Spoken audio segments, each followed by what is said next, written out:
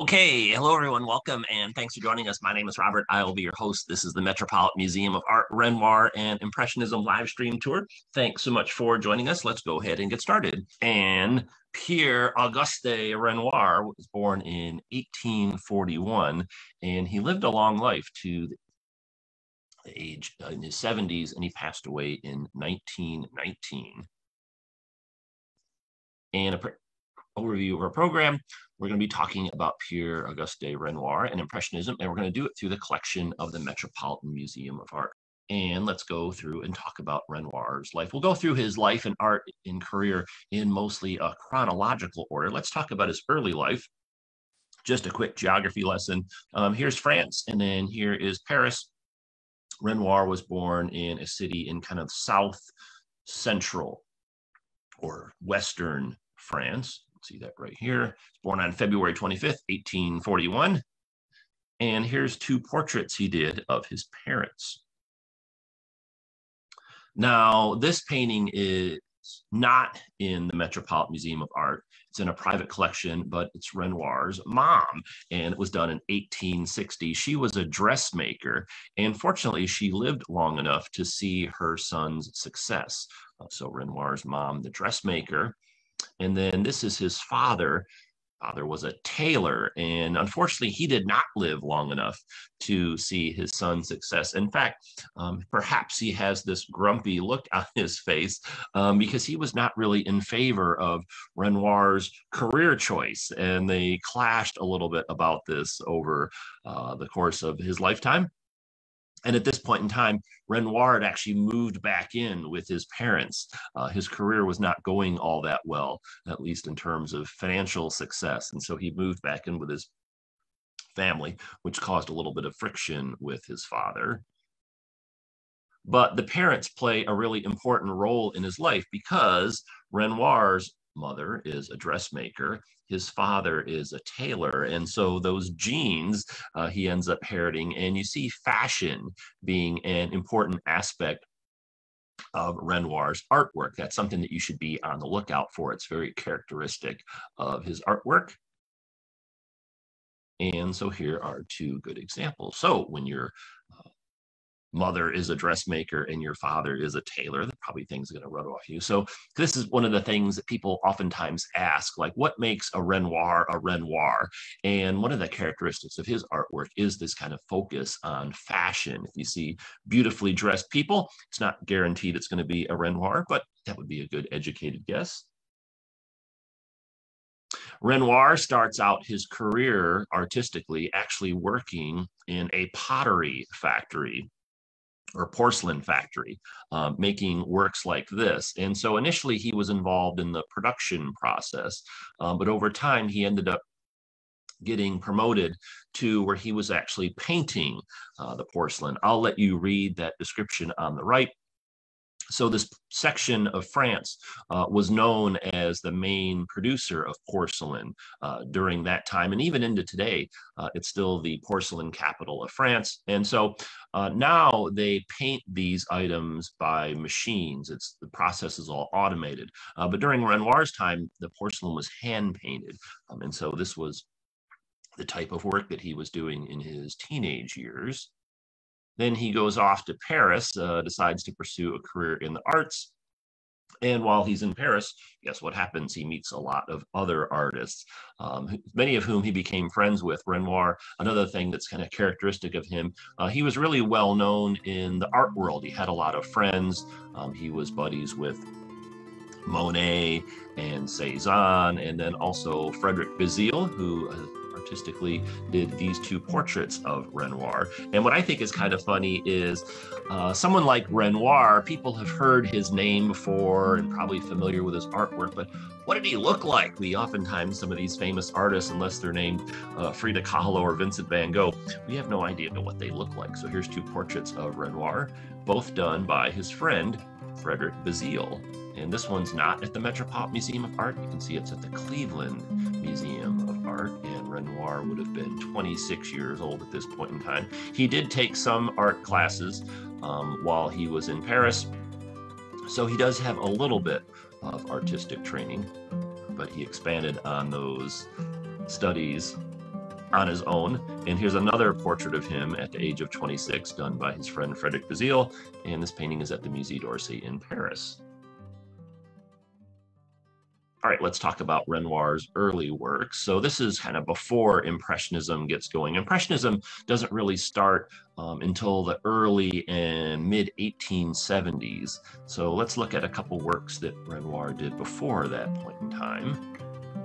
These two. Now, we're going to be looking at 21 paintings that Renoir did that are in the collection of the Metropolitan Museum of Art. They actually have quite a few others, but for the sake of time, we don't have the chance to look at every single one. So I picked the 21 that I thought were either most important or most noteworthy or most interesting, things like that. So let's talk about these two. This is a landscape outside of a place that Renoir's parents liked to take their summer vacations, and this was done around 1870, so he would have been 29 years old. And it's a nice country scene. You can see here a family. They're walking down the pathway here, the house in the distance, some beautiful trees.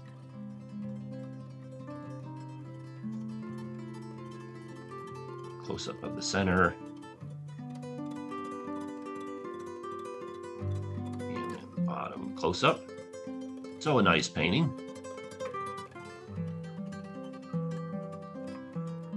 And then in 1870 and 1871, France was involved in an event known as the Franco-Prussian War, where France was at war with some of the states that now make up mostly modern Germany, the Franco-Prussian War. And Renoir was actually in the army. And this gentleman was his commander, his commanding officer. And he had a great relationship with this guy. And then after the war, they ended up staying in touch. And he actually invites Renoir to come stay with him and his family. So that's what he ends up doing. So this is another painting that's not at the Metropolitan Museum of Art, just showing it to you, just to give you some historical context. However, this gentleman, his wife's portrait, which was also done by Renoir, is at the Metropolitan Museum of Art. So these two paintings have this relationship with one another. They would have been done at the same time. And here they are, two side by side. So this one is at the Met on the left, the wife, and then the husband, who was Renoir's commanding officer, is on the right. I would guess a lot of people didn't know that Renoir was in the army at any point in time during his career. He actually trained horses. That was one of the things that he did during this time. And here's a close-up of the portrait. Very nicely done. She's sitting there very poised and confidently. And then look at the beautiful job he did on the hands. I'm not an artist myself, but artists typically say that the two hardest features to paint on a person are, number one, of course, the face, and then number two, the hands. It's really tricky to make hands look lifelike, but he did a good job there. And a close-up of her face with the earrings. And look at her eyes. He really did a great job capturing the essence of her eyes. So that's fairly nicely done.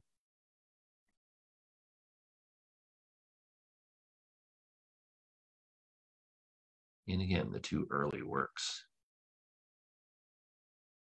So before Impressionism, there was a style of painting known as history painting. Actually, history painting still exists today, but it's not as commonplace as it was in the times leading up to the 1800s. What exactly is history painting? So I like to always include a few definitions just so people know what exactly we're talking about. So history painting is a genre in art that is a subject matter rather than an artistic style. Examples of history painting include scenes from the Bible, from Greek and Roman mythology, or from important historical events such as a battle or a coronation. History painting was traditionally one of the most popular art styles, but it became less so in the 1800s when the Impressionists instead focused on scenes of modern urban life, in particular scenes of Paris. And so here's a famous history painting that's at the Metropolitan Museum of Art. And it's not by an Impressionist painter, it's by David, and it's the death of Socrates. So very important historical event. And so I'm showing this painting to you so you can see kind of what type of artwork was popular before Impressionism. And it was these history paintings. These was the most popular style of painting or subject matter of painting in the days leading up to Impressionism, or I should say the years leading up to Impressionism. And even Manet, the great Impressionist painter, he started out doing very traditional styles as well. And so this is Dead Christ with Angels. So you can see this one at the Metropolitan Museum of Art as well.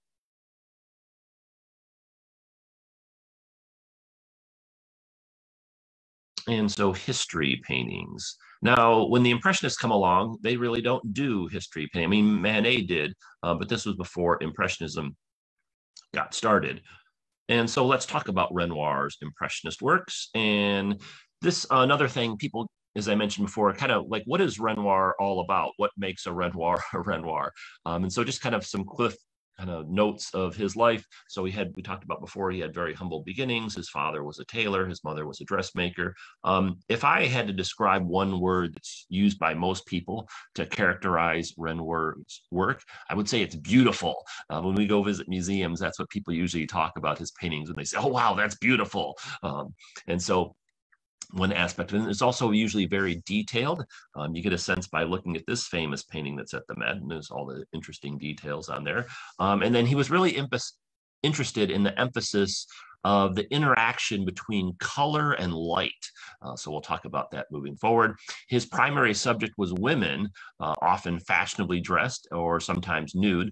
And then additional subjects he liked to focus on was modern urban life like Paris, genre, leisure scenes. We'll talk about that a little bit later. Children, landscape, still lifes, etc. You don't see history paintings there.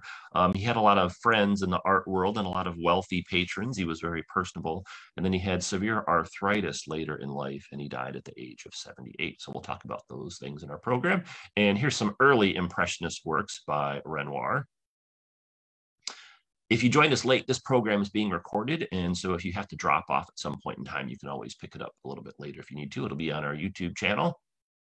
So let's talk about this one. This is a waitress at a restaurant known as Duval's, which was really popular in Paris. It's from around 1875, really the kind of early beginnings of Impressionism. And again, one of the focus subject matter wise for Impressionism is this modern urban life, particularly things that are going on in Paris. And so cafes and restaurants really became popular at this point in time. And Duval's, where this waitress was working at, it was kind of like a popular middle-class restaurant. Maybe, I don't know, kind of trying to think of what might be something similar, maybe like Starbucks or Applebee's or Chili's or something like that.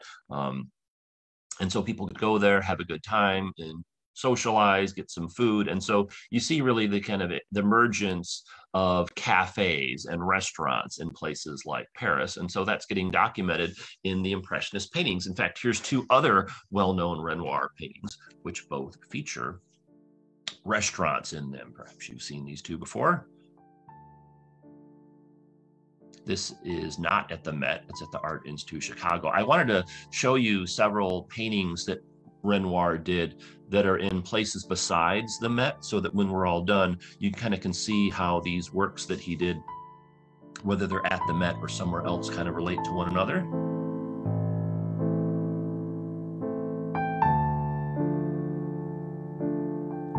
And then for our friends joining us in Washington, D.C., this one is at the Phillips Collection, the Luncheon of the Boating Party. Oops, went too fast. Luncheon of the Boating Party.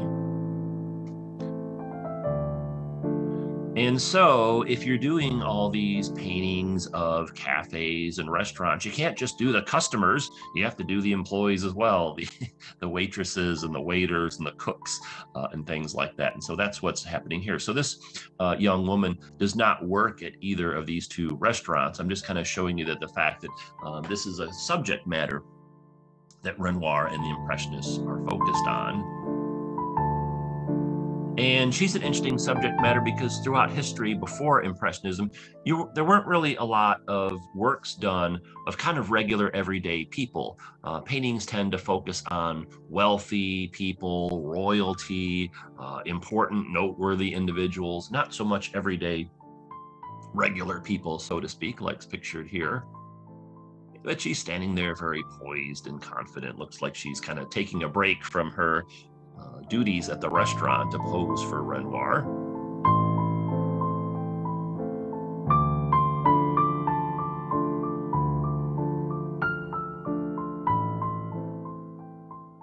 And then here's another well-known painting by Renoir. That's the Courtauld Gallery for our friends in London.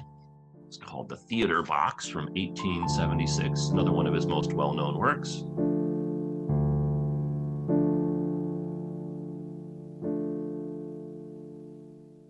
And let's come back to that painting in just a minute. Let's shift gears and talk about this one. So this is called Nini in the Garden from 1876, and this one is at the Metropolitan Museum of Art. And the connection between these two paintings is it's featuring the same woman. So this woman on the right is the same woman that's over here on the left. Her name was Nini Lopez, and she was one of Renoir's favorite models from this phase of his career. And it's interesting that a lot of well-known paintings, especially during the Impressionist time, the same people are in them. So sometimes you might see a well-known work and then that same person is in some other work or several different works, and that's the case here. Now, this painting was done while Renoir's living in Paris, and there's actually quite a few places throughout France that you can go visit that have connections to Renoir. And so we're going to talk about a few of them just so you kind of get a feel for his life and what he was doing. So this is when Renoir was living here, this was kind of like an apartment, like studio complex. They since have turned it into a museum because a lot of well-known artists ended up living here at some point in time during history. And so they have a setup to kind of what it would be like to picture you being a painter here during this time. So here's a recreation of the studio. And then it has this beautiful gardens out back. And so this is where Renoir would have been doing his paintings, like this one, which is in the garden. And really beautiful colors. You can see it's a really kind of classic Impressionist painting in the sense that it's not trying to be a photographic recreation of this woman in the scene. It's very impressionistic in the style. They kind of see the slight abstraction. Here's a close-up. You can also see the brush strokes. This is known as the painterly style. And that means when you can see the brush strokes in the painting, it's called the painterly style. You can see that clearly evident here. And this was something new. This was a very different approach to, if you kind of think back to the history paintings we saw earlier, very different in terms of both the style and the subject matter. And again, Renoir focusing on the light and the colors and how they interact with one another. You can clearly see that in this painting. So really beautiful work.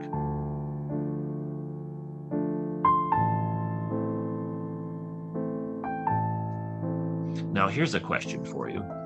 What color would be used to paint a shadow? So suppose we're doing a painting and there's a person and a tree, and we want to depict the shadow on the ground. What color would we use for the shadow of the person or the tree? We'd probably use black, right? That kind of makes sense. If you think of a shadow, kind of tend to think of it as black. But not so much for Renoir and the Impressionists. You can see here's some shadowing, and look, it's not black at all. It's actually purple. So that's one of the characteristics you should kind of look for in Impressionist painting. The fact that oftentimes shadows aren't black. They're colors, in this case, purple. And so you might just be thinking, well, that's what's the big deal? Well, the big deal is that hadn't been done before. And for whatever reason, no one had really thought of doing that on a wide scale basis. But you see that frequently in Impressionist paintings, not only by Renoir, his good friend Claude Monet did very similar things. So kind of a subtle thing to note in a painting such as this, and kind of something that you can be on the lookout for when you're checking out art in the future. And then here's a young lady, The Milliner from 1877, again, the early years of Impressionism. Now let's do a quick economics lesson. So what exactly is a milliner? That's a term you don't hear used all that often, especially not here in the United States. It's a person who designs, makes, or sells women's hats. And this became a really popular say, profession during the time of Impressionism, because the French economy was doing very well. So you have an expanding middle class, and then with the expansion of the middle class, people have more disposable income. And so with the more disposable income, that means they spend more money. And then when they spend more money, there's more restaurants and cafes and stores open up, which creates more employment opportunities, not just for women, but also for men. And then that expands the middle class. And then you have people with more disposable income and they're spending more. And so it kind of goes in this big circle. So the Impressionism takes place during a time of an expanding middle class, increased spending. And so a woman like this, who before Impressionism, she probably just would have stayed at home and not worked outside the house. She would have lived with her parents, and then she would have got married, and then she would have been tasked with taking care of the children and her husband, and not really worked outside the home all that much. But with this expansion of the middle class and opening up these cafes and restaurants and stores and things like that, it really creates a lot of economic and employment opportunities for women. And so you see milliners featured frequently in Impressionist painting. Here's three examples that are at the Met. The one on the left by Renoir, the one in the center and on the right by Degas. And so in this way, the Impressionists, they're kind of almost like journalists. They're documenting what's taking place in the world around them. And while seeing someone eating in a restaurant or working in a restaurant or the hat store might not seem all that extraordinary to us now, back at this point in time in history, this was still kind of a relatively new phenomena. And so the artists are depicting this. Remember, they're kind of focused on these scenes of urban life. And so here's Degas' picture at the milliners. And then here's another one of his.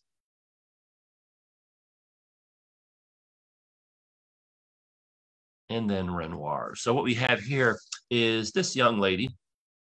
She's working for the milliner store, and she's probably delivering a package. So this is probably a hat box here that she's delivering. And during this time, from a fashion sense, hats had always been popular, but they became even more so because, again, people had the disposable income to spend more money on things like hats and other fashion items. And so she's probably delivering a hat box to a customer. This was kind of a traditional dress that working women that worked in retail would wear of the day. Here's a close-up of the box. And a close-up of her.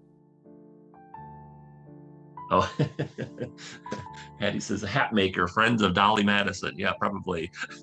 Dolly Madison liked to wear hats back in the US. And so again, while this painting might not seem all that revolutionary, it is revolutionary in the sense that it's an Impressionist style. And then also the subject matter, this working women, women getting employment outside of the home and getting their own money and being independent and things like that. So it's kind of a neat kind of snapshot of what's taking place. And then perhaps that woman in her free time spends her evenings at the opera or the theater or the symphony or things like that. So you can see here's another well-known Renoir painting. This one's at the National Gallery in London. It's called The First Outing. So this is kind of the day scene of working woman.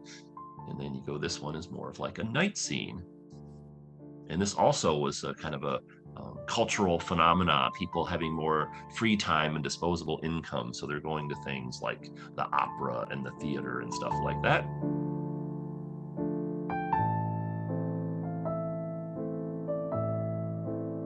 And then also what people would do in their free time is go spend in the park. So this is a famous painting by Renoir. This is probably, there's a handful of Renoir paintings that are the most famous, and this one is in that category. This is at the Musée d'Orsay in Paris. It's from 1876. And so another thing of this era, again, this leisure time. So if you were to go, say, 100 years before this time, you wouldn't have a bunch of middle-class people kind of hanging out in the park, enjoying themselves and drinking beverages and dancing and stuff like that, because people were too busy working, trying to keep their head above water, so to speak. So they didn't have this leisure time to do activities like this. But with the expansion of the middle class, they do, which leads to events like this. And of course, Renoir was not the only person that was kind of capturing this phenomena. As people are going to the opera and the symphony and the ballet, there needs to be the performers and the people responsible for putting these acts. So kind of like how we saw the waitress and her relationship with the cafe and the restaurant, this is the dancers in relationship to these performing arts venues. And this is another great painting that you can see at the Metropolitan Museum of Art. I wanted to show you these other ones because, I mean, think about it. If we were to go on a tour of Renoir at the Met in person, we wouldn't just walk into the museum, look at the Renoir paintings and turn around and go home. Probably we'd want to check out some of the other artwork while they're there. So I thought we'd do the same thing here. Here's another great piece. This is by Degas, dancing sculpture. You can see that. And then here's another snapshot of urban life in Paris by Pissarro.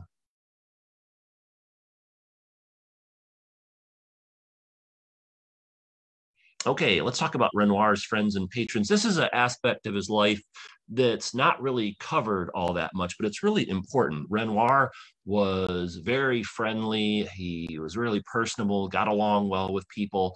He had a lot of friends, as I mentioned before, that were fellow artists like Monet and Cézanne and Bazille, and he always was a good networker. He knew a lot of people that were prominent in the art world or wealthy, and they ended up becoming patrons of his. And so this is kind of an important aspect of the story, which I don't really hear as often discussed, and I want to make sure that you understood this. So here's another work that's not at the Met, but it's a famous self-portrait of Renoir, just to give you a sense of what he looked like. This is at the Clark Art Institute in Massachusetts. And here are the 5 paintings that we're going to look at kind of in this section. And these 5 paintings all have an important role with the friends and patrons of Renoir. So we'll kind of focus on that aspect in this next section. Now, another thing that kind of is characteristic of Renoir is you don't typically see men in his paintings unless they're interacting with women. Now, there was the man earlier, the portrait of his commander in the army, but the portraits that Renoir typically did of men were friends of his, close friends, or perhaps relatives. And so when you see when you see a man in a Renoir painting, it's usually either someone he knew very well, or they're interacting with a woman. And so that's the case here. This is at the Musée d'Orsay in Paris. This is called the Swing. So there's a couple of guys here, but notice kind of the center of attention is the woman, and females were the most prominent subject in Renoir's art. And then here's kind of a similar type of scene where, yeah, there's some men in the painting, but the focus is really on the women. This is called Leaving the Conservatory from 1877. This is at the Barnes Foundation in Philadelphia. If you're not familiar with the geography of the United States, Barnes Foundation is about maybe like an hour and a half train ride or drive south of New York City. And if you like Renoir, you really want to go to the Barnes because they have the world's largest collection of Renoir paintings. So during his lifetime, Renoir made about approximately 4,000 paintings, and 180 of them are in the collection at the Barnes. It's the world's largest collection of his work. So you should get a chance to check that out.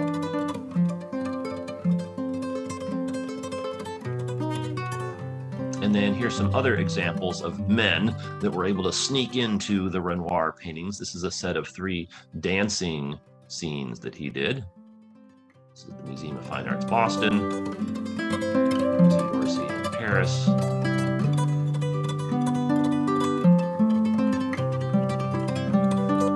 and the 3 side by side. And so then there's this painting at the Metropolitan Museum of Art. And I know you're looking at this saying, well, gee, Robert, I thought you said he doesn't really paint men very often. Well, he doesn't. He usually only did it if it was a close friend of his. And so that's actually the case here. This gentleman was a well-known, prominent pastry chef and writer and art collector. He was kind of like, I don't know, kind of like Anthony Bourdain, like a celebrity type chef. And he was friends with Renoir. So this is why there's a portrait of him, but you don't really see a lot of depictions of men in Renoir's works, unless it's, like I said, either someone he's close friends with or someone like it's accompanying a woman as part of like the story, so to speak. So what is the style of Impressionism like? What makes a painting Impressionist? Well, let's talk about that very briefly. So here is a well-known portrait that's at the Met. It's by a different artist. You can see it's from 1650. So this is one of the most famous paintings at the Metropolitan Museum of Art. But it's, you can see this is over 200 years before Impressionism. And let's kind of compare it to the Renoir. And so what is Impressionism? Well, this kind of gives you a good sense of this. Notice how the one on the left is very dark and dramatic and very serious. And the one on the right is kind of a lot lighter and airier, just kind of more casual, even though the gentleman's kind of does have somewhat of a formal pose. So you can really see the contrast here between this painting from 200 years before Impressionism and this painting, which is in the Impressionism period. Again, here's the details on that.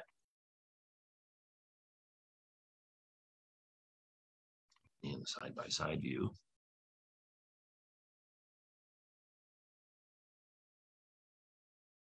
This gentleman was a big fan of Renoir's. In fact, he called him, quote, the greatest artist of our century, end quote.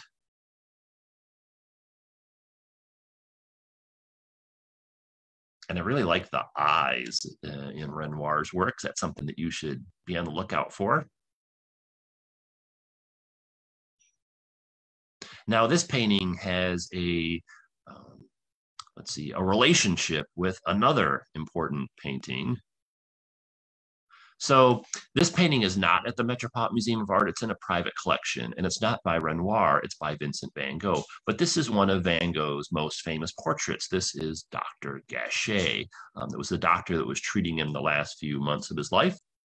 And again, one of the most well-known paintings in Van Gogh's career.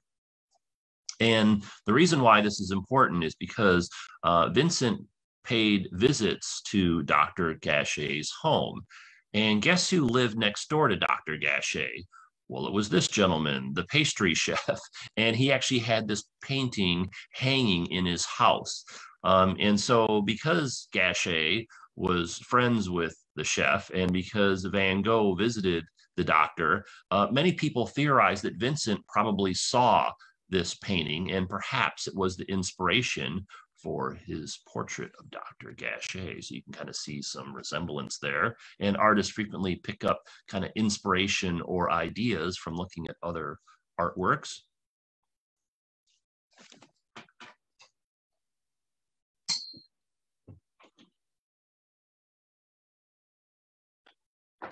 Okay, this is probably the most famous painting of Renoir's. It's the Metropolitan Museum of Art. This is a family scene. This is a woman, her daughter, and her son. I know you might be looking at this thinking it's her two daughters, but it's actually her daughter and her son.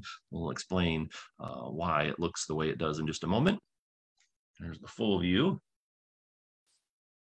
And there's a lot going on with this painting. Again, one of the kind of characteristics of Renoir's works is all the kind of intricate details that he includes. Like, think about this painting, for instance.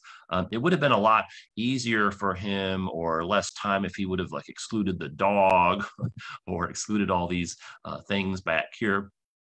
But he does end up including those. And so this woman is a very important person in the history of art.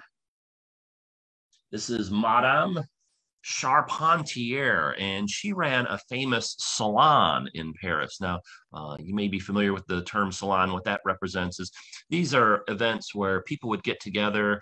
They typically would dress up in nice clothes, and they would sit around and discuss kind of the things of the day, like art and literature and music and politics and religion. And so a salon was an important event in Paris. And so Marguerite Charpentier was a French salonist and art collector who was one of the earliest champions of the Impressionists, especially Pierre Auguste Renoir.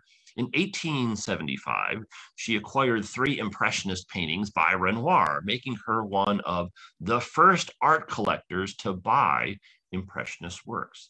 On Fridays from the mid-1870s to the early 1890s, she ran a political and literary salon at her house, to which she invited writers, artists, musicians, actors, and politicians, including Renoir. And so that's her here. So she has this salon, and this is not a picture of the salon in her home. This is another salon, but just to give you a sense of this type of activity. So this is what's taking place in Paris. And one of the things that characterizes Renoir kind of behind the scenes is he was a really good networker and he was really friendly. And so he becomes friends with her and her husband. They were very wealthy, prominent, important individuals. Her husband was one of the key publishers in France. And so Renoir makes this portrait of her with her two children, thinking that if he really does a great job, she'll hang this on the wall of her house. Other people will see it, important people that she knows, and then they'll request their portrait from Renoir. And it worked. This was a big hit, this painting, and he received a lot of commissions from it. Now, another thing to kind of keep an eye out in artwork is, where do your eyes go? Typically, when we look at a painting, we're naturally kind of focus on the top left, and then usually our eye tends to kind of move in this direction. However, Renoir is kind of guiding our eyes in this one. We tend to perhaps look down first because he has the light color of the girls and their dresses, and then we're kind of moving diagonally this way. So this is something that artists are familiar with, and they usually incorporate these types of ideas in their paintings, like how they want our eye to flow. Do they want it to flow the way it does naturally, like from the top left towards the bottom right, or do they want to do something else like he's doing in this case? He has a lot of interesting details. Again, that's another characteristic of Renoir's work. And you get a sense of this is a very wealthy woman, got a Japanese print in the background, and this vase with these fresh cut flowers and the furniture and all that kind of stuff. And here's a close-up of her and the two children. And then here are the two children. So this is not two daughters. It's actually her son, who's age 3, and her daughter, who's age 6. And then, of course, you got the family dog in there. So back in this era, typically boys and girls dressed the same. And boys typically, their hair would be not cut, it would grow. So that's why he looks like a she. There's really two ways to tell that this is the daughter and this is the son, though. Typically girls, their shoes had short heels in them. So you can see the little bit of heels there, with his shoes do not have the heels. And then girls typically wore jewelry to also distinguish them from boys. And you can see he doesn't have any jewelry. So this is just kind of the way that people used to dress back then. And then here she is, and now she's wearing this beautiful black dress. And black is typically associated with mourning, but that was not the case for kind of the last, I don't know, 150 or 200 years. Black has become kind of more of a traditional kind of mainstream color. And this clothing here really kind of represents a lot of other society changes that are taking place during this time. Let's talk about that. So one of the things that happens in the years before Impressionism is the advent of artificial colors and then also sewing machines. So prior to the era of Impressionism, if you were going to make a dress with this black color, you would have to use all natural materials, like things that you would find in nature. And you could make a black dress like this. It would just be very expensive to do so because the colors were not as readily available. But with the invention and kind of prominence of artificial colors, now you pretty much have everything under the rainbow at your disposal. And then kind of a similar thing with sewing machines. This is the American company Singer. But with the advent of sewing machines, they're no longer making dresses entirely by hand. And so what they can do is they can add a lot of extra features to the clothing. So again, kind of like how the Impressionists are almost journalists documenting what's taking place, while you might look at this painting and just think, oh, wow, that's really nice, or it's beautiful. It's easy to kind of not realize the kind of historical significance of the clothing that's being depicted in the woman and her two children as evident by the use of the artificial colors in the sewing machines. And in the Metropolitan Museum of Art, they actually have a really impressive collection of clothing along with the paintings and sculptures. And so these are 3 examples of some works. And so you can see these are fashions that would have been popular during the same time. And you can see here the sewing machine kind of aspect, all these intricate details, that this would have been very time consuming or expensive to include all of these before the advent of sewing machines. But now they become more commonplace. And then also too, these very dark colors. This would have been really challenging to get addressed. This dark, rich, consistent purple color before there were artificial dyes to be able to create things like that. So you really can see kind of like a fashion revolution during the era around Impressionism. So not only a painting revolution, but also a revolution in, we talked before about the economics of the expansion of the middle class, and then also here's kind of some technology aspects. So there's a lot going on at this point in time in the world, in addition to the great paintings being made. So close-up of the top, close-up of the bottom. And nice touch to include the family dog and the full view. And then kind of also interesting how the black and white of the dog kind of mimics the colors of her dress. So just a really beautiful painting. It's also a large painting. This work is 61 inches high and 75 inches wide. So it's over 6 feet wide. It's almost like a life-size painting of these 3 figures. Really spectacular. Let's talk about another well-known person or prominent person that Renoir knew. This gentleman was a very wealthy French banker who lived in Paris. And guess what? Renoir ends up meeting him. And this is a painting that's in a private collection. This is another portrait or a painting of a man. But again, it's because Renoir knows this guy. It's not just some random person. And he ends up doing these 2 paintings for the gentleman. So the gentleman whose portrait we just saw, he lived in Paris, but he had a summer home in Normandy. And he invited Renoir frequently to stay with him, which was kind of a nice setup for Renoir. And so to kind of thank him for that, he would, for the room and board, so to speak, he ends up making this painting of the gentleman's cottage. And this is in Normandy, not far from the battlefield. And then this is the gentleman's daughter here on the right. Now, if you saw the Renoir painting that we screened last weekend, or if you've seen it on your own, you might recall that Renoir lived in a really nice home with servants. And that part of the story takes place later on in Renoir's life. So at this point in time, he's not living in this big house. But if you were watching the film wondering, how could he afford such a nice house? And why did he have all these servants? Usually when I think of artists, I think of a starving artist. And Renoir himself was a starving artist for a while, but eventually over time, because he's meeting people at the salon and he's friendly and outgoing and personable, and he ends up meeting wealthy bankers who let him stay with him or with them and do portraits of their families, he ends up getting a lot of commission and his paintings start selling. And he ends up doing very well for himself financially, so to speak. So this is the Normandy cottage of the banker from 1880. It's a really beautiful painting. You can see the sailboats in the background.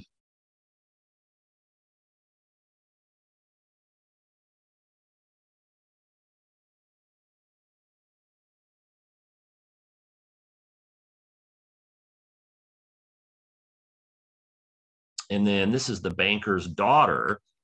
She was, I think the story goes, she had a piano lesson this particular day and was not going well. And she got really frustrated and started screaming and crying.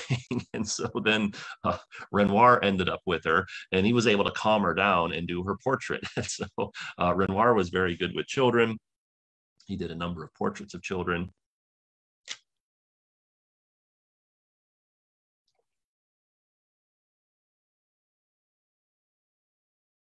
So imagine being the artist and, hey, listen, she's really upset about having to sit through the piano lessons and she's having a screaming fit. Why don't you have her pose for you? But he was able to calm her down a little bit. And then Renoir did a number of well-known paintings or portraits of children. Here's another famous one. This is at the National Gallery of Art in Washington, D.C. So just kind of want to show you the fact that this is kind of one of the things that he was good at or known for. If you see an Impressionist painting of a child or children, chances are it's either Mary Cassatt or Renoir, not exclusively, but they seem to be kind of the two leading figures in that area.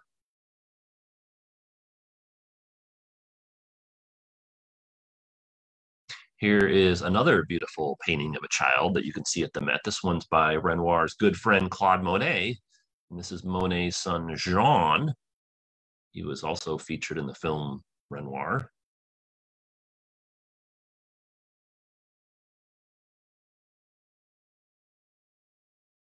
And then because Renoir has these wealthy patrons and his paintings are selling at this point in time, he's able to travel periodically. So this is a scene that he made from Naples. Now, if you were living in France and going off to Naples, that would be a pretty time intensive and expensive thing to do. So it kind of shows you the fact that Renoir's career is going well at this point in time.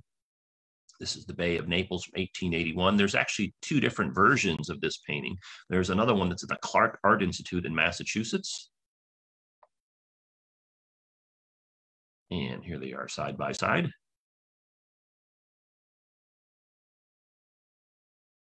I wanted to point this out because sometimes when we're doing a tour at, like, say, the National Gallery of Art in Washington, D.C., we'll look at a painting and someone will say, gosh, I could have swore I saw that same painting in another museum somewhere else. I must be going crazy. No, you're not going crazy. It's the artists actually oftentimes do the same scene more than once. And so there's different versions of the same painting. So if you're trying to think if your mind is playing tricks on you, it might not be. It might just be the fact that there's more than one version of the painting. And then this is my favorite quote from Renoir. When you look at his artworks, notice we're not seeing any bad things like death or destruction or anything kind of sad or unhappy. And that's another characteristic of Renoir's works. And he says famously, why shouldn't art be pretty? There are enough unpleasant things in the world. And here's a view of the Bay of Naples in more recent times. So Renoir actually painted this from his hotel room balcony. You can see a little bit of it here on the left. And again, Naples in more modern times, you can see, wow, it's really changed a lot. It's really grown a lot in the last 140 so years. And here's the painting. He's got a really lot of neat details as far as the volcano in the background, the ships and all these people, oxen and carts and people here sitting on a park bench. And again, the side-by-side view.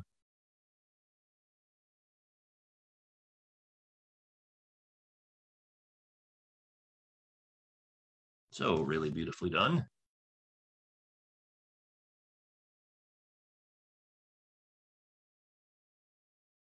All right, let's talk about Renoir's still lifes. This is a subject matter that Renoir explored frequently. He liked doing still lifes, even though they are not maybe as popular of an art form in terms of like sales.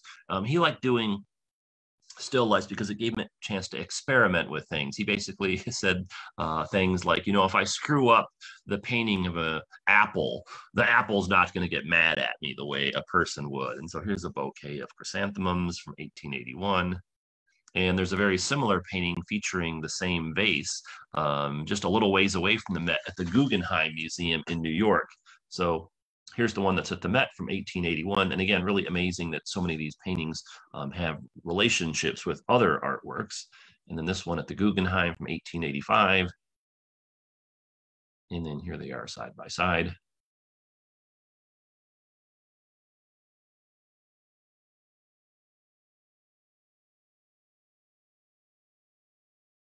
Zoom in on the top and the bottom. And the full view. Here's another one, another bouquet of chrysanthemums from 1881.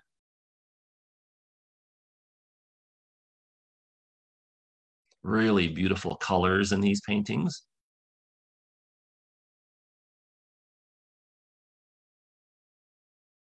And then remember our banker friend that was buddies with Renoir, and Renoir did these three paintings. He also did these two still lifes while he was staying at his house. And these are interesting in the sense that the bowl is the same in both of these paintings. So all these 5 paintings were done for the same gentleman. This is still life with peaches.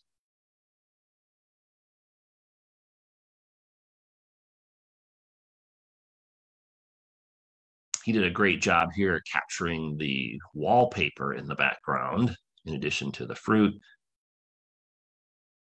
And of course, the bowl, porcelain bowl. Remember, Renoir's career started out working in a porcelain factory. So in addition to having an eye for fashion, you frequently see these types of objects appearing in his works as well. And so again, kind of like these subtle clues to look for when you're checking out artwork.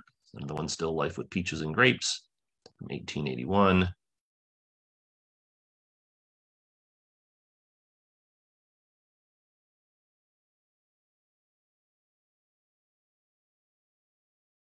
Now, the reason why this is important is because think of Vincent van Gogh. He's known as the artist who only sold one painting during his lifetime, and he really struggled financially. And he's a really fascinating contrast with Renoir, who, even though Renoir came from a very working class family, and he struggled early in his career. By this point in time, he's doing really well. And remember, he's going to the salons and he's meeting a lot of prominent individuals.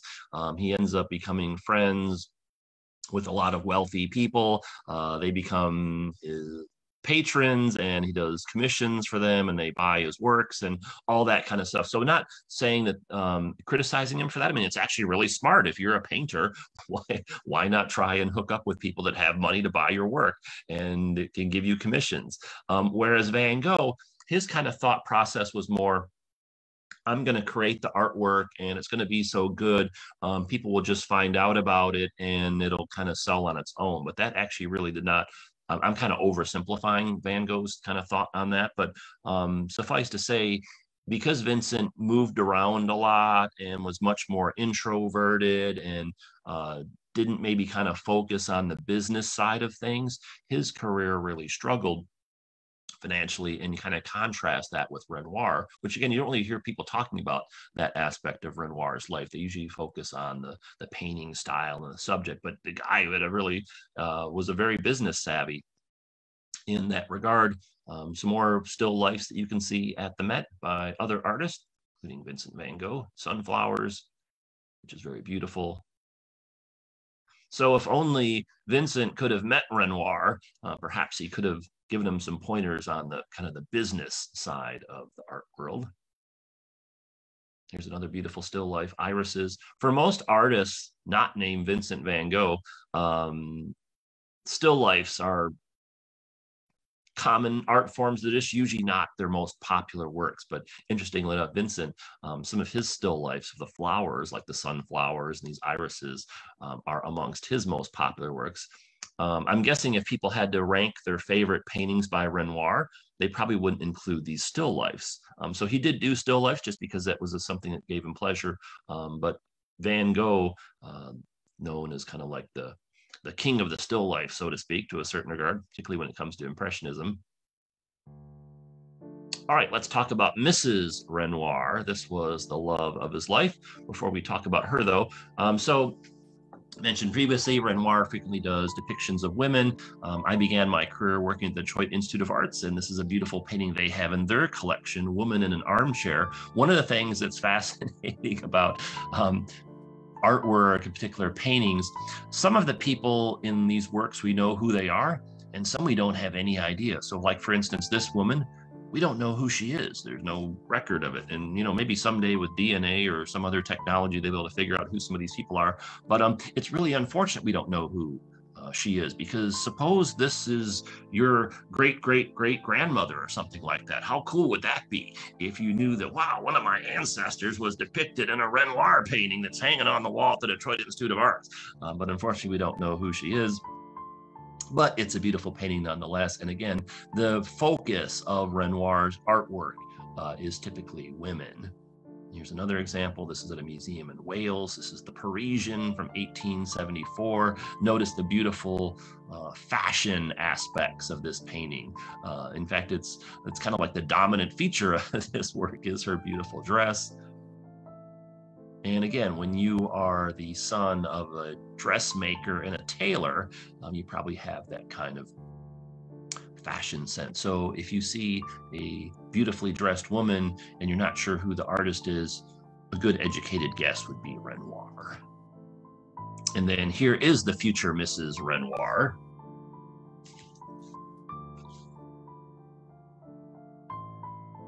This is from 1883.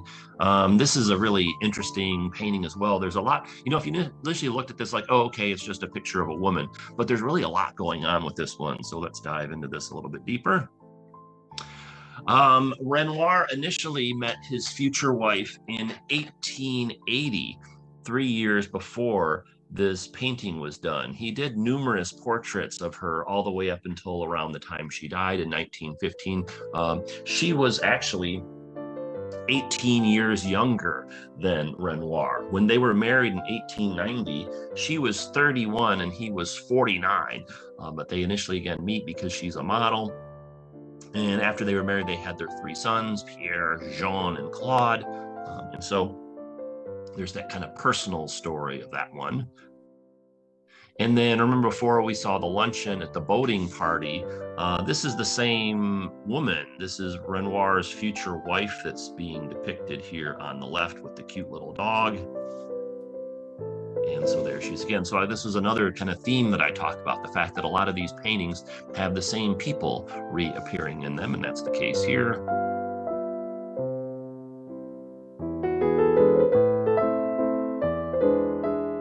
And then what happened with this one is he probably made sketches. Renoir throughout his career oftentimes would do sketches and then he would use those for the finished painting. So this is the northern coast of France. And so he had numerous sketches of this area. And so what he probably did is he probably did not have her sit on the beach and pose. What he probably did is he probably had this set up in his studio, this chair, and she gets dressed up and she sits down and she's doing a little bit of crocheting. And then he ends up painting her there. Again, the fashion kind of aspect of the painting is really beautiful. She's got this really porcelain-like skin and the beautiful eyes. So he probably painted the figure in the studio and then referred back to the drawings and sketches that he had made of the outdoor area and combine the two together. Again, before we were talking about what is the style of Impressionism, here's another famous painting that's a portrait. And then notice the date on this one. So this is about 30 years before Impressionism, which in the grand scheme of things, in terms of like the history of art, is really not all that much time. And if you line the two up side by side, what is Impressionism? Well, it's this over on the right. And so kind of the easiest way to figure out what Impressionism is kind of compare it to something that was done before Impressionism. So you can see over here on the left, the goal of painting up until the time of Impressionism was to make something look as realistic as possible, almost like a photograph. In fact, if you look at this painting, you might think, wow, is that a painting or a color photograph? Because it's so lifelike and detailed. And then you kind of compare and contrast it with the Renoir painting, where he's not focused on giving you a photographic exact representation of the woman and what she looks like on the shore. Instead, he's focused on the interaction of the light and the colors in depicting her. So just really interesting kind of compare and contrast between these two portraits of a woman in blue. The early 1850s. You fast forward 30 years and there's Renoir's work. So what is Impressionism? It's the stuff on the right. Now, another interesting aspect of this painting is it's very kind of impressionistic style-wise in the background, because you can actually see the brush strokes. Let me zoom in on close up. So you can see the actual brush strokes, like here's one, here's one, here's another one. And so that's what's known as the painterly style. But when you look at her face, you don't see the brush stroke. So in that regard, it's almost kind of like the depiction of her is kind of more traditional, and then the depiction in the background is more of like impressionistic. So that's another interesting aspect of this one. And then it looks like she's sitting here crocheting, perhaps, or knitting.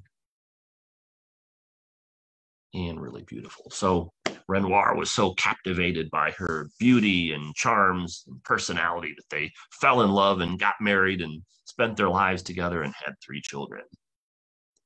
Now, just as a FYI, to kind of go off on a brief tangent, there's quite a few things in France that are related to Renoir. And so this is a good example. This is a museum that's dedicated to Renoir's artwork. However, it's not near Paris. It's about 3 hours southeast of Paris. And if you were traveling through Paris or traveling through France, say, and you stumbled across this museum, you might be thinking, why is this museum out here? It's not near Paris. What does this place have to do with Renoir? Well, what it has to do with Renoir is this was the hometown of his wife. And so they met in Paris, but she kind of longed for home.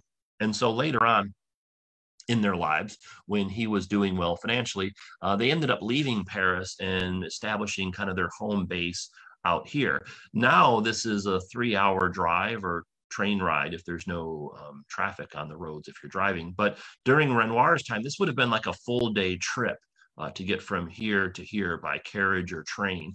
So he kind of was really kind of off in the hinterland, so to speak, from Paris. But the reason he moved there was because his wife was from there. This is the house that they lived in. And he would go to Paris periodically for business type thing, but this was, again, kind of his home base, so to speak. And so this is a place you can check out. Here's his studio. So again, there's a lot of neat things throughout France that are associated with Renoir. We talked about the earlier studio that he did the painting of the woman in the garden. And then this was his home and studio for, I think he lived here 7 or 8 years before he moved to the south of France. And so it's a place that you can go check out. Here you go. So add that to your bucket list. And it's not uncommon for artists to depict their significant other. So here's another painting at the Metropolitan Museum of Art by a different artist, Renoir's good friend, Claude Monet. Monet and Renoir were really good friends, and you had to have to wonder how much influence they had on one another. I mean, think about it. If you were a painter, don't you think that would really be beneficial for your career if you were friends with someone the stature of Claude Monet or Renoir, on the other hand? So here's Monet's wife. Another artist that did a portrait of his wife that's at the Met is Manet.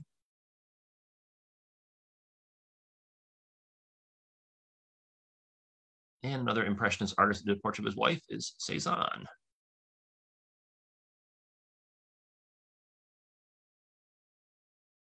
And then just portraits of people that aren't wives, but are portraits of women nonetheless. Here's a great painting by Mary Cassatt you can see at the Met.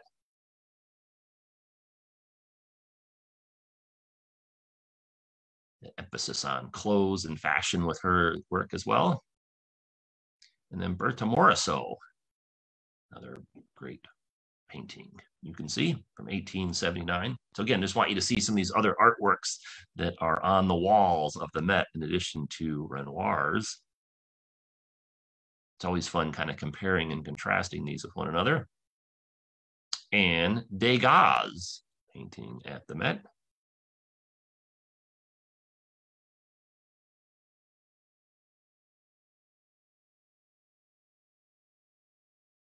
All right, let's talk about Renoir's mature years. These are the 6 works that we're going to focus on. I've selected for this program 21 paintings of Renoir. So we've already seen 15.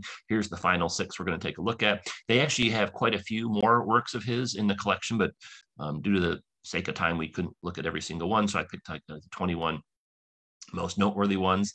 This is a beautiful work.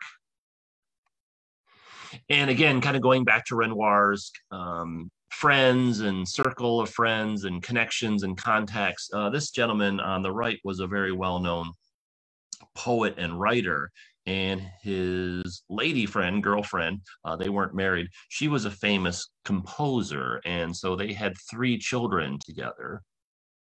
and Renoir ends up doing their portrait. Renoir initially, early in his career, wanted to be a musician. He really liked music, but he discovered at an early age that as much as he liked music, he was not good at performing. And so he gave up that dream. But you frequently see kind of musical components in his paintings. That's kind of another thing to be on the lookout for. And that's the case here. This painting, he did drawings of the girls at their home, and then he took those back with him to his studio and actually completed the painting there. Now, we talked before about colors, the impact that colors has on paintings, something that you should be on the lookout for as you're studying art. And notice these girls' dresses. They're white, but yet he's included a lot of purple and kind of like a orangish highlights. And the dresses most likely did not have those highlights in them. He's including those just to kind of make the picture more visually interesting and appealing. So again, kind of that interplay of color and light is something that Renoir is known for characteristically. So as you're looking at work, kind of trying to take a inventory of what colors are being used and were they in fact the colors that were in the scene or not. And in this case, I'm guessing these girls' dresses were probably white, and he's including this like lavender color and this like orangish color just to kind of highlight those.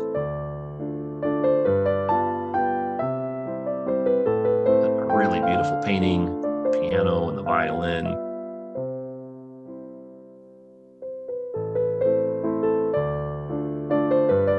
And remember, Renoir is good with doing portraits of children.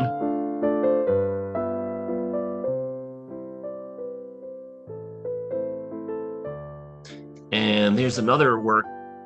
So because Renoir's works of women and children were so popular, if I ever could meet him in person, I would ask him, hey, if a painting of a woman or a child is so well received, is one that has two women in it or two children or a woman and a children even more well received? And so this is another one of his well-known works. This is at the Art Institute of Chicago. This is from 1881. This is Two Sisters on the Terrace.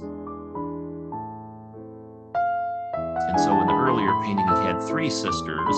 This one is called Two Sisters.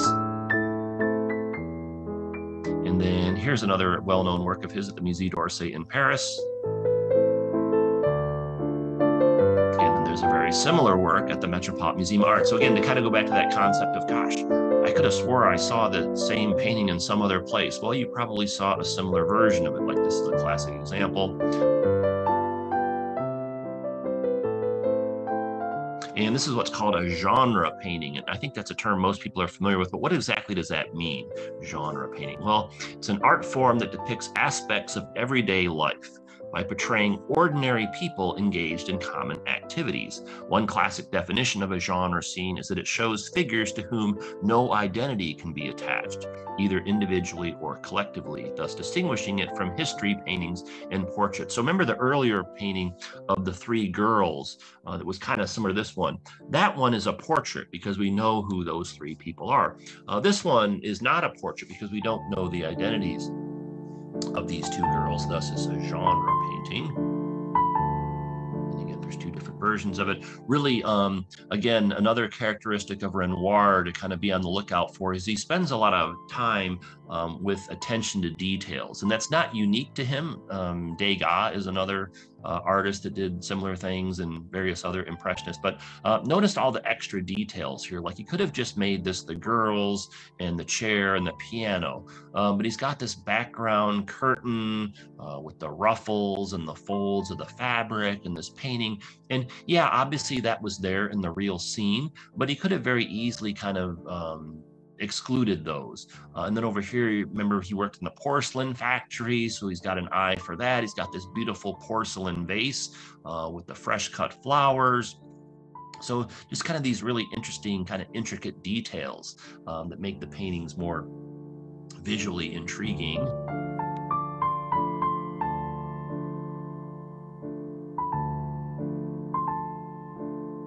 I think what'll happen over time is you study these artists more and you'll go to a museum and you'll see some painting that you don't recognize, and you'll be like, oh, I bet that's a Renoir, or I bet that's a Monet, or I bet that's a Van Gogh, because there's like these visual cues that you can kind of file away in your memory bank. Now, it's unfortunate we don't know the identity of these two girls because they're featured in more than one painting. So you can see these are the same two girls. You have the blonde-haired girl with the white dress and the blue sash, and the brunette girl with the kind of the, what would you call that, like a salmon color maybe, dress.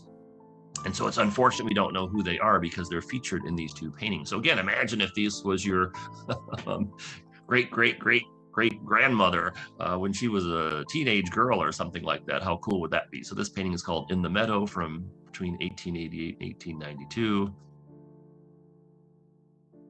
And it really kind of captures the essence of youth and innocence in this painting, in this beautiful natural setting. The girls are out, looks like they're picking flowers and just kind of taking a break and resting or relaxing.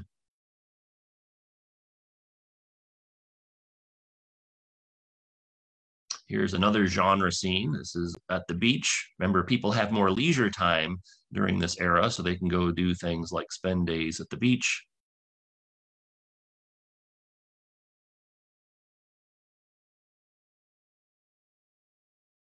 Another thing to be on the lookout for is the axis of a painting.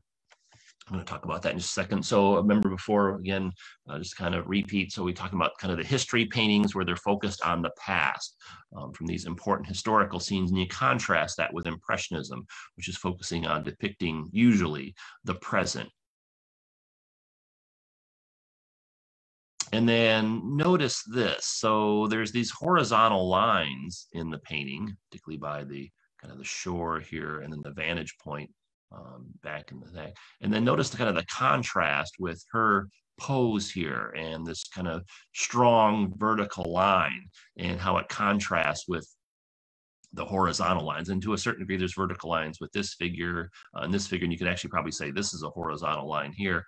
And then you have the lines here and here. So artists know about these types of ideas and concepts. I mean, these are things that they learn and pick up over time. And then they incorporate these in their paintings to either make them have kind of more visual harmony or to have more contrast and things like that. So that's another kind of thing to be on the lookout for as you're studying artwork. Is it's kind of a, you remember before we talked about the Renoir painting where the eye was drawing us down and then across for the woman and her two children. A little bit different of an approach here.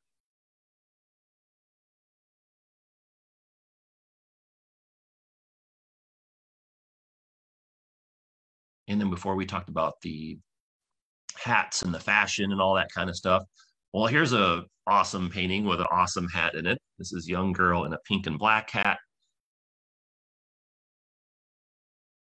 And if you'd never seen this painting before, knowing what you know now about Renoir and what you knew before, if you'd never seen this painting before and you had to guess who the artist was, Renoir would have been a good guess. Of course, it is Renoir, but if you saw something similar to this, Renoir would be a safe choice for as far as knowing who did it. Really beautiful, got great contrast between the pinks and the blacks. He was not living in Paris when he made this painting. Remember, he's living in his wife's hometown, so he wasn't in the city as often. And so he took this painting to his art dealer in Paris and dropped it off. And the art dealer looked at it and said,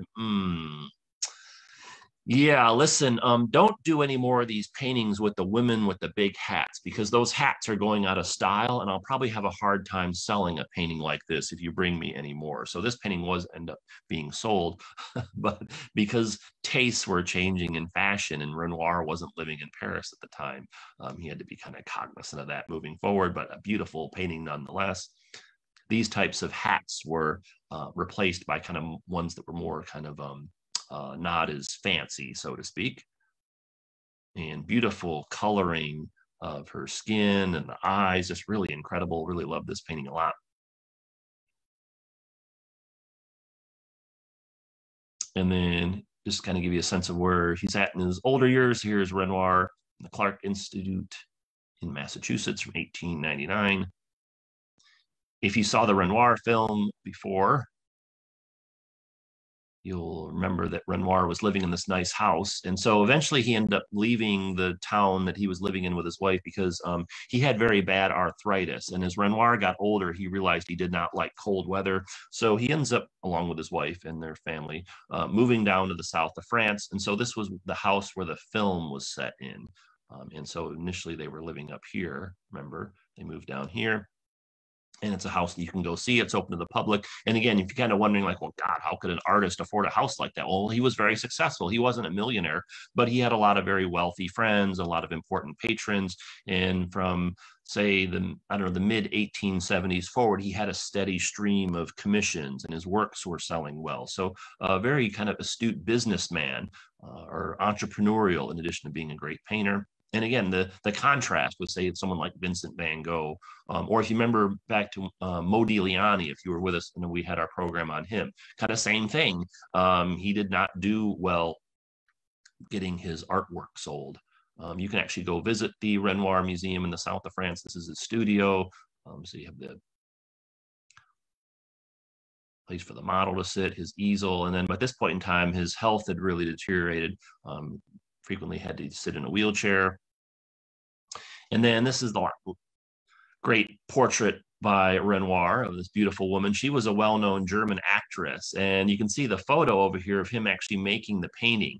And you can see he's sitting in the wheelchair here. So he basically could not walk at all in the later years of his life. And he had really bad crippling arthritis, which would flare up and get even worse at some point in time. So his arthritis was so bad at this point in time that he would have to have assistants, either employees or friends or family members, mix the paints for him. And then what they would do is they'd have to actually place the paintbrush in his hand for him. He usually, at this point in time, couldn't pick it up on his own with his fingers. And then what they would do is they would wrap cloth around his hand to kind of keep the paintbrush in place. Now, once that happened, he actually could do the painting. But really kind of an amazing aspect that, he's very wealthy and popular. And, he could have just retired and enjoyed himself. But instead, he kind of pulls himself together and overcomes the pain of his arthritis to continue painting. That's how passionate he was about continuing his work. Even though he didn't need to continue working, he didn't need the money, and he was in extreme pain while he's making these later works. He did so anyways. This, again, a portrait of a well-known German actress from 1914. She had came to Paris to meet up with Renoir. He was in town at the same time, and she basically hired him to do her portrait. Here's a photo of her on the right. You might think that when photography came along that it was kind of the end of portrait painting, and that's actually not the case at all. Because she was a famous German actress, she had posed for numerous photographs throughout her career, but that's not what she wanted. She wanted a painted portrait, and she wanted it by Renoir, one of the great artists of the day. And so she hires him to do her portrait. So painted portraits continue on even to this day, and they were not replaced by photography. They kind of complement one another. Here's the portrait of her.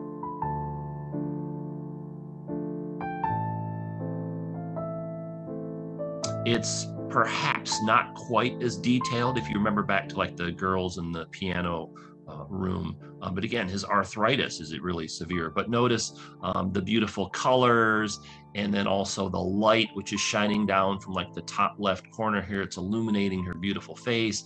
And then she has these lovely clothes on, and he's got kind of these other kind of fabric items. So just really a great portrait. It kind of like encapsulates a lot of the different things that Renoir had done during his career. So we talked before about some of the things that are characteristic of Renoir. Remember, he came from very humble beginnings. He had a tailor father and a dressmaker mother. The style of his artwork is usually beautiful, detailed here, with an emphasis on the interaction of color and light. The primary subject that he focused on was women, often fashionably dressed or nude. We didn't go through any nudes today just for the sake of time. Additional subjects he liked to focus on was the modern urban life of Paris, these genre leisure scenes, children, landscapes, still lifes, etc. He had a lot of friends in the art world and a lot of wealthy patrons. He was very personable. And then he had the severe arthritis later in life. He lived to be age 78. So we got quite a few more things to go through before we call it an end for today. Renoir, born February 1841, died December 1919, at the age of 78. And he's buried in this town where his wife was from. So remember, this is where they had the home for 7 or 8 years. And here is his grave site along with his wife. His wife actually passed away a few years before he did. And so this is the Renoir's grave site. So if you were just passing through this area and you heard that Renoir was buried here, you might be thinking, God, why is he buried here? Not in Paris or not in the south of France, where he was living for many, many years before he died. Well, it's because it's his wife's hometown. And then this is a close-up of the sculpture that's on his gravesite. I want to say thank you very much for joining us and taking time out of your schedule to learn more about Renoir and the Metropolitan Museum of Art and Impressionism. Thanks so much for being here, and we'll see you next time. Thanks, everyone. Take care. Bye.